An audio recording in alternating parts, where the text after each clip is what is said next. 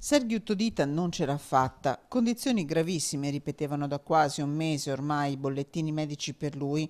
Poco dopo l'una della scorsa notte l'operaio quarantenne è morto nel centro Grandi Ustioni dell'ospedale di Cesena, dove era arrivato domenica 13 maggio.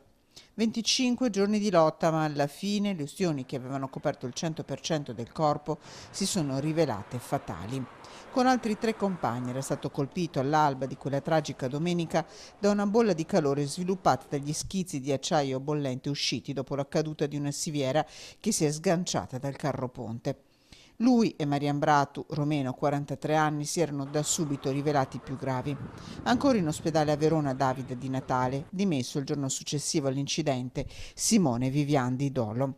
Moldavo di origine ma da tempo residente in Italia, Sergiu lascia la moglie e una figlia tredicenne. Lo stabilimento di Riviera Francia da quel tragico 13 maggio è ancora chiuso, sotto sequestro l'area del grave incidente dove si sono ripetuti gli accertamenti della magistratura.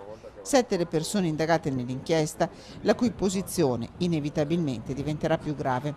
Dopo questa morte scatterà l'accusa di omicidio colposo. Sotto shock i compagni di lavoro di Sergio che pochi giorni fa erano andati a fargli visita.